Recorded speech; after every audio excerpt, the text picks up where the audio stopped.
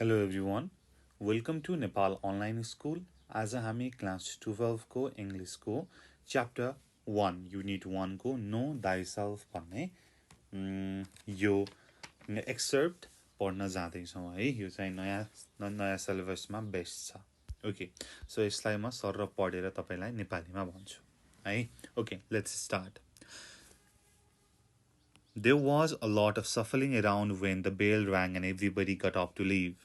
I checked my schedule and it said my next class was English, room 321. I didn't stop to see if anyone else from my homeroom was going my way. I just zoomed out of the class and down the hall and sat down as far from the front as possible. The teacher, a really tall man with a yellow beard, was writing on the chalkboard. यहाँ के चाहिँ भनिएको छ त भन्दाखेरि shuffling. So there was a lot of shuffling around. Shuffling भनेको यहाँ चाहिँ खुट्टा घिसारेर बिस्तारै हिँड्नु भनेर भनेको. जब घन्टी बज्यो सबैजना बिस्तारै खुट्टा घिसारेर बाहिर निस्किनको लागि उठे र मैले मेरो सेड्युल हेरेँ र मेरो अर्को क्लास इङ्ग्लिस थियो रुम 321 मा र म त्यहाँबाट मेरो क्लासतिर कोही अरू जाँदैछ भनेर रोकिन. म चाहिँ मेरो क्लासतिर डाइरेक्टली गएँ र त्यहाँ क्लासमा पुगेपछि म फ्रन्ट भन्दा जति सक्दो पछाडि बसेँ र त्यहाँ एकजना टिचर हुनुहुन्थ्यो. उहाँ चाहिँ निकै अग्लो हुनुहुन्थ्यो. उहाँको येलो बियर्ड थियो र उहाँ चकबोर्डमा केही लेख्दै हुनुहुन्थ्यो. Kids came in laughing and talking in little groups, but I didn't look up. Basically, the same thing happened in the homeroom happened again. No one sat next to me except for Jack, who was joking around with some other kids who weren't in our homeroom. I could tell Jack was the kind of kid other kids like. He had lots of friends. He made people laugh. र त्यहाँ बच्चाहरू किडहरू हाँस्दै कुरा गर्दै little little ग्रुपमा आए तर मैले उनीहरूलाई हेरिन र त्यहाँ पनि होम रुममा जे भएको थियो त्यहाँ पनि त्यही नै भयो. मसँग कोही पनि बसेन एक्सेप्ट ज्याक, जो चाहिँ अरू किडहरूसँग अरू केटाकेटीसँग चाहिँ हँसी मजाक गर्दै थियो, जोक गर्दै थियो, जो केटाकेटीहरू हाम्रो होम रुममा थिएन. र म भन्न सक्छु कि ज्याक चाहिँ यस्तो मान्छे थियो जसलाई चाहिँ अरू बच्चाहरूले मन पराउँथ्यो. उसको धेरै साथीहरू थिए, उसले मान्छेलाई हँसाउँथ्यो भनेर भनिएको छ. When the second bell rang, everyone got quiet and the teacher turned around and faced us. He said his name was Mr. Brownie and then started talking about what we will be doing this semester. At a certain point, somewhere between a wrinkle in time and Saint of the Sea, he noticed but kept right on talking. र जब दोस्रो घन्टी बज्यो सबैजना शान्त भए र teacher हामीतिर फर्कनु भयो. उहाँको नाम मिस्टर ब्राउनी थियो र उहाँले भन्न लाग्नुभयो हामी यो सेमिस्टरमा अब के पढ्छौँ भनेर हामीलाई भन्न लाग्नुभयो. र एउटा कुनै पोइन्टमा अ रिङ्कल इन टाइम र सेन अफ सीको बारेमा कुरा गर्दै गर्दाखेरि उहाँले मलाई नोटिस गर्नुभयो तर उहाँ रोकिनु भएन, उहाँ चाहिँ कुरा गरिराख्नुभयो. I was mostly doodling in my notebook while he talked, but every once in a while I would sneak a look at other students. Charlotte was in this class, so were Julian and Henry. Miles wasn't. र म mostly मेरो नोटबुकमा केही कोरिरहेको हुन्थेँ र कुनै कुनै बेला म अरू स्टुडेन्टहरूलाई हेर्थेँ. शार्लट क्लासमा थिए, जुलियन र हेनरी पनि क्लासमा थियो तर माइल्स थिएन. र यहाँबाट के चाहिँ बुझिन्छ भन्दाखेरि हाम्रो जुन न्यारेटर छ उसँग कोही पनि बस्दैनथ्यो, कोही पनि बोल्दैनथ्यो, कोही पनि साथी थिएन. उसलाई चाहिँ कसैले केयर गर्दैनथ्यो तर उसले चाहिँ अरू फ्रेन्डहरूको बारेमा सोच्थ्यो, अरू फ्रेन्डहरूलाई पनि एटेन्सन दिन्थ्यो भन्ने कुरा हामीले यहाँबाट बुझ्न सक्छौँ. Mister Browne had written on the chalkboard in big block letters. Precept. Okay, everybody, write this down at the very top of the very first page in your English book. उहाँले precept भनेर ठुलो अक्षरमा लेख्नुभयो.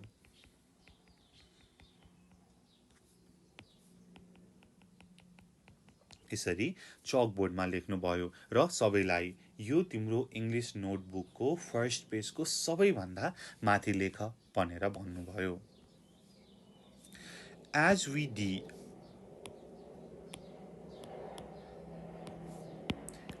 did what he told us to do, he said, "Okay, so who can tell me what a precept is? Does anyone know?" भनेर उहाँले भन्नुभयो. कसैलाई precept भनेको के हो थाहा छ? कसैले भन न त भनेर उहाँले भन्नुभयो. तर no one raised their hands. कसैले पनि हात उठाएनन्. Mr. Brownie smiled, nodded, and turned around to write on the chalkboard again. Precepts, rules about really important things. उहाँले लेख्नुभयो प्रिसेप्ट भनेको rules about really important thing, एकदमै महत्त्वपूर्ण कुराहरूको नियम भनेर उहाँले लेख्नुभयो. र कोहीले भन्यो मोटो जस्तै हो. मिस्टर ब्राउनीले भनेर लेख्नुभयो मोटो जस्तै हो. मोटो भनेको आदर्श वाक्य नेपालीमा ठ्याक्कै भन्दाखेरि. र उहाँले लेख्नुभयो, said Mr. Brownie, nodding as he continued writing on the board. Like a famous quote, like a line from a fortune cookie, any saying or ground rule that can motivate you. Basically, a precept is anything that helps guide us when making decisions about really important things भनेर भनेको छ. र उहाँले भन्नुभयो हो यो मोटो जस्तै हो, यो फेमस कोट जस्तै हो, यो फर्चुन कुकीको लाइन जस्तै हो. ओके, सो फर्चुन कुकी भनेको के हो त भन्दाखेरि इट इज रियली इन्ट्रेस्टिङ है. It is like actually a cookie जसको भित्र चाहिँ एउटा पेपर हुन्छ जसमा चाहिँ what will happen in your future भनेर लेखिएको हुन्छ. र यो फर्चुन कुकीहरू चाहिँ हामीले मेनली चाइनिज रेस्टुरेन्टहरूमा पाउने गर्छौँ है त. ओके, सो उहाँले यहाँ चाहिँ अन्तिममा भन्नुभएको छ पर्सेप्ट भनेको यस्तो कुरा हो जसले चाहिँ हामीलाई इम्पोर्टेन्ट थिङ्स, एकदमै महत्त्वपूर्ण कुराको डिसिजन लिँदाखेरि, निर्णय लिँदाखेरि हामीलाई हेल्प गर्छ. त्यो कुरा भनेको पर्सेप्ट हो भनेर उहाँले भन्नुभयो. He wrote all that on the chalkboard and turned around and faced us. So, what are some really important things? He asked us. उहाँले त्यति लेखेपछि हामीतिर फर्कनु भयो र त्यो मुख्य कुरा भनेको के हो त भनेर सोध्नुभयो. A few kids raised their hands, and as he pointed at them, they gave their answers, which he wrote on the chalkboard in really sloppy handwriting. Rules, schoolwork, homework. So, केही बच्चाहरूले हात उठाएर मिस्टर ब्राउनीले उनीहरूलाई point गरेर सोध्नुभयो र उनीहरूले भने rules, स्कुलवर्क, homework भनेर भने र उहाँले लेख्नुभयो in a sloppy hand writing. Sloppy hand writing भनेको छिटो छिटो लेख्ने जस्तै उहाँले चाहिँ यसरी लेख्नुभयो. लेट मी राइट है त.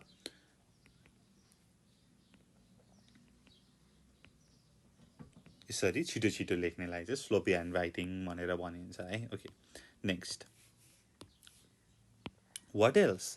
He said as he wrote, not even turning around, just call things out. He wrote everything everyone called out, family, parents, pets. र उहाँले भन्नुभयो what else? अरू पनि भन, just call things out भनेर भन्नुभयो र सबैजना स्टुडेन्टहरूले भने र उहाँले उनीहरूले जे भन्छन् त्यही कुरा लेख्नुभयो. अब विद्यार्थीहरूले के भने त भन्दाखेरि फ्यामिली, परिवार, अभिभावक, पेट्स, द इन्भाइरोमेन्ट भनेर एउटा केटीले भने र उहाँले आवर वर्ल्ड भनेर लेख्नुभयो. र एकजना रिड भन्ने चाहिँ बच्चाले के चाहिँ भन्यो त सार्क हो सर. सार्क चाहिँ एकदमै इम्पोर्टेन्ट कुरा हो.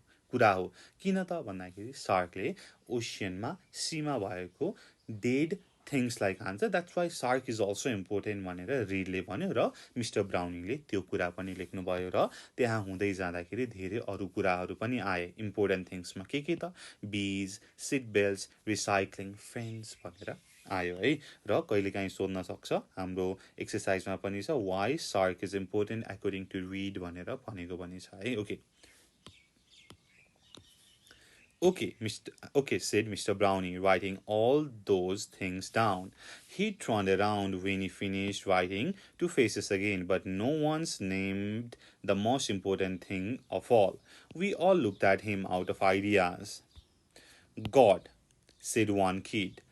And I could tell that even though Mr. Brownie wrote God down, that wasn't the answer he was looking for. Without saying anything else, he wrote down who we are. र हामी चाहिँ idea हामीले भन्दा भन्दै important थिङहरू के हो भन्दा भन्दै we ran out of the idea र एकजना बच्चाले भने गड भगवान हो सर एकदमै इम्पोर्टेन्ट थिङ भनेर भन्यो मिस्टर ब्राउनीको फेसबाट क्लियरली देखिन्थ्यो कि उहाँले गड लेखे पनि गड चाहिँ राइट एन्सर होइन है भनेर उहाँको फेसबाटै देखिन्थ्यो तर पनि उहाँले गड भनेर लेख्नुभयो र अरू केही कुरा नभनिकन उहाँले लेख्नुभयो हु वी आर हामी को हौं भनेर लेख्नुभयो who we are he said, underlining each word as he said it. Who we are, us, right. What kind of person are we? What kind of person are you? Isn't that the most important thing of all? Isn't that the kind of question we should be asking ourselves all the time? What kind of person am I?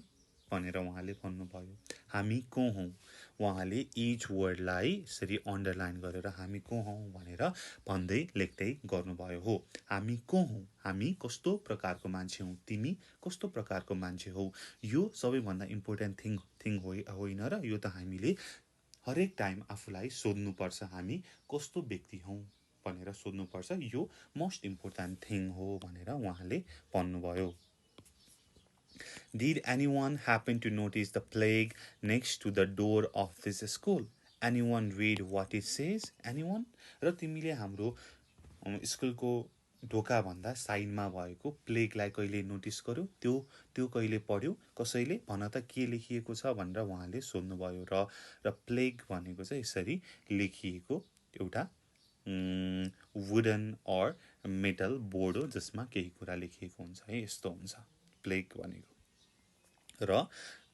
र उहाँले वरिपरि हेर्नुभयो तर कसैलाई त्यसको right answer थाहा थिएन र उहाँले भन्नुभयो त्यहाँ लेखिएको छ नो दाइसेल्फ भनेको योरसेल्फ आफूलाई चिन उहाँले मुस्कुराउँदै टाउको हल्लाउँदै त्यहाँ भन्नुभयो and learning who you are is what you are here to do र तिमी यहाँ आफू को हौ भनेर चिन्न आएको हौ भनेर उहाँले भन्नुभयो मिस्टर ब्राउनीले र यहाँ ज्याकले केही कुरा भनेको छ I thought we were here to learn English. Jack cracked why which made everyone laugh र उहाँले हामी यो स्कुलमा हामी को हौं भनेर चिन्न आएको हौं भनेर मिस्टर ब्राउनीले भन्नुभयो तर ज्याकले के चाहिँ भन्यो त मैले त भन्ठानेको थिएँ हामी त यहाँ इंग्लिश पढ्न आएका हौं भनेर एउटा जोक टाइपको भन्यो है त ओ या And that too, Mr. Brownie answered, which I thought was very cool of him.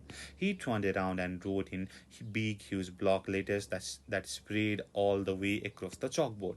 Mr. Brownie's September Precept. When given the choice between being right and being kind, choose kind. भनेर भनेको छ. Okay.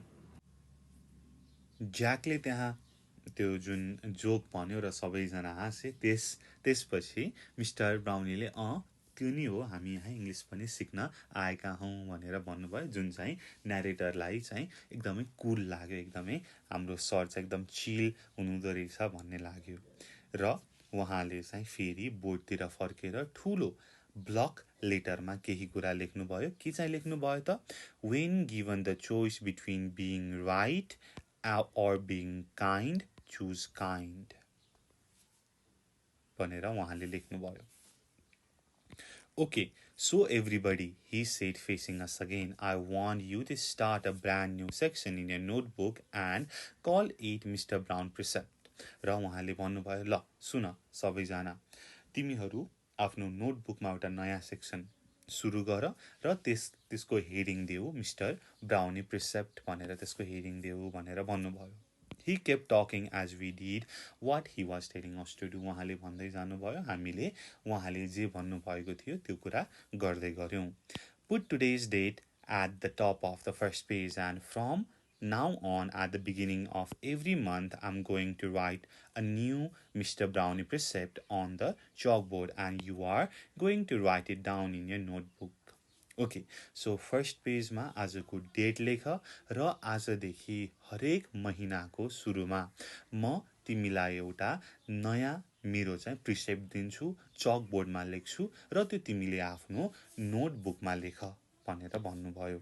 Then we are going to discuss that precept and what it means. And at the end of the month, you are going to write an essay about it, about what it means to you. So by the end of the year, you will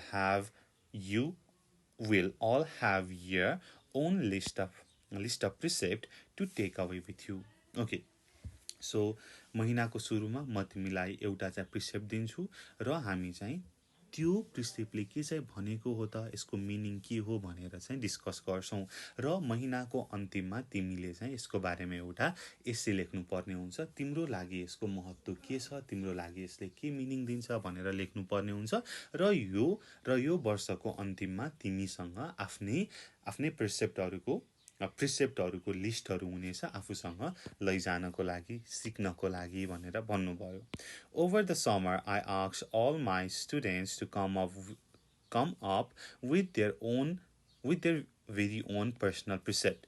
Write it on a postcard and mail it to me from wherever you go on your summer vacation. People really do that? Said one girl whose name I didn't know. Okay समरमा त बिदा हुन्छ र summer भ्याकेसनमा स्टुडेन्टहरू जता भए पनि उनीहरूले चाहिँ पोस्ट कार्डमा आफ्नो चाहिँ प्रिसेप्टहरू लेखेर मलाई पठाउने गर्छन् भनेर मिस्टर ब्राउनीले भन्नुभयो र एउटा केटीले साच्चै मान्छेहरूले त्यस्तो गर्छन् र भनेर सोधिन्. Oh yeah, he answered. People really do that. I have had students send me new precept years after they have graduated from this school. Actually, it's pretty amazing. He paused and stroked his beard. Okay. र mister ब्राउनीले भन्नुभयो हो नि, मान्छेहरूले साँच्चै नै त्यस्तो गर्छन्. मेरो केही विद्यार्थीहरू छन् जसले यो स्कुलबाट गए पनि वर्षौंपछि पनि मलाई चाहिँ प्रिसेप्टहरू चाहिँ पठाइरहन्छन्. यो चाहिँ एकदमै इट इज प्रिटी अमेजिङ भनेर भन्नुभयो. एकछिन रोकिनुभयो र आफ्नो दारीलाई सुमसुम्याउनु भयो. स्ट्रोक्ड हिज बियर्ड भनेर भनेको छ.